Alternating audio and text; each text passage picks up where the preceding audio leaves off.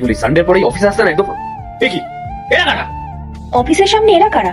এই এই ওঠ ওঠ বলছি। এটা কি অফিসের সামনে শোয়ার জায়গা পেয়েছো? সকালে ক্লায়েন্ট আসবে আর কিন্তু সামনে এই সমস্ত ভিখারিগুলো কি করছে? এটা কি ধর্মশালা নাকি? বাবা, আমরা গ্রাম থেকে অনেক রাতে এসেছি মালকিনের সাথে দেখা করতে। অনেক রাত হয়ে গেছিল বলে আমি এখানেই শুয়ে পড়েছিলাম। আমরা কিন্তু ভিখারি না। হ্যাঁ মালকিন? তুমি জানো মালকিনের অ্যাপয়েন্টমেন্ট নিতে কতদিন সময় লাগে? আর মালকিন তোমাদের মতো ভিখারিদের অ্যাপয়েন্টমেন্ট দেবে? আমরা কারো কাছে ভিক্ষা চাইতে আসিনি। এই তোর এত বড় সাহস, তুই আমাদের মুখের উপর তর্ক করছিস? এই সিকিউরিটি গার্ড, ঘাট ধাক্কা দিয়ে ওদেরকে এখান থেকে বার করে দাও তো।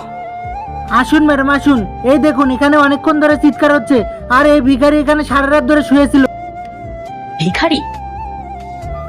না মানে ম্যাডাম, ওনারা বলছে আপনার সাথে দেখা করতে চাই। ম্যাডাম, এরা রাত থেকে এখানে শুয়ে রয়েছে আর বলছে এরা নাকি আপনাকে চিনবে। ম্যাম, আপনি চিনবেন আমাকে। আমরা এখানে ভিক্ষা চাইতে আসিনি। চিনবো মানে? কে আপনারা? আর সারা রাত অফিসের বাইরে এভাবে শুয়েছিলেন কেন? ম্যাডাম, আপনি একবার আমাকে এই কোম্পানির মালকিন সোমা ম্যাডামের সাথে দেখা করিয়ে দিন না। আমি যা বলার ওনাকেই বলবো। আসুন, আগে ভেতরে আসুন। না না ম্যাডাম, আমরা এখানেই দাঁড়িয়ে আছি। আপনি শুধু ওনাকে বলুন যে আমরা গ্রাম থেকে এসেছি।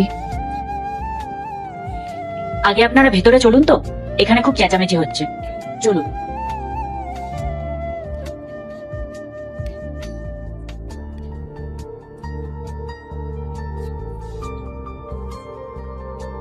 আসুন আসুন, বসুন।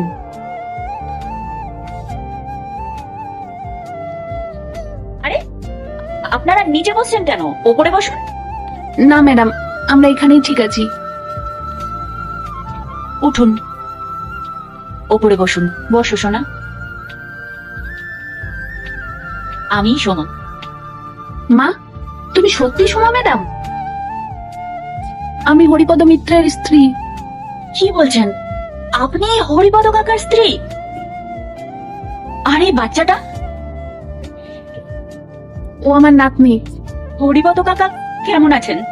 ও আর নেই মা। ও যাবার আগে তার আগে দেখবো কারা শয়তানকে হারিয়ে আল্লাহকে ভালোবাসে। যারা আল্লাহকে ভালোবাসে ভিডিওতে লাইক করে চ্যানেলটাকে সাবস্ক্রাইব করে দাও। যারা শয়তানকে ভালোবাসো তাদেরকে ভিডিওতে লাইক সাবস্ক্রাইব কিছুই করতে হবে না, কমেন্ট করো আল্লাহু আকবার। একটাই কথা বলে গেছে, সোমা বড় হয়েছে কিনা তুমি একবার গিয়ে দেখে এসো। ওর কাছে গিয়ে তুমি লজ্জা পেও না। তোমার বাবা যখন এই কোম্পানি শুরু করেছিলেন, ব্যাংক তোমার বাবাকে লোন দেয়নি। সেদিন আমার স্বামী নিজের জমি বন্ধক রেখে তোমার বাবাকে টাকা দিয়েছিল। আমার স্বামী বলেছিল মেয়েটাকে আমি নিজের কোলে করে মানুষ করেছি, ওর মধ্যে অনেক প্রতিভা আছে, ও একদিন অনেক বড় হবে। সে কোনোদিনও টাকা ফেরত চায়নি। সে শুধু বলেছিল আমার এই নাতনিটাকে শুধু তোমার এই অফিসে যেন কাজ শেখানো হয়। যদি নেক্সট পার্ট দেখতে চাও পার্ট 2 লেখে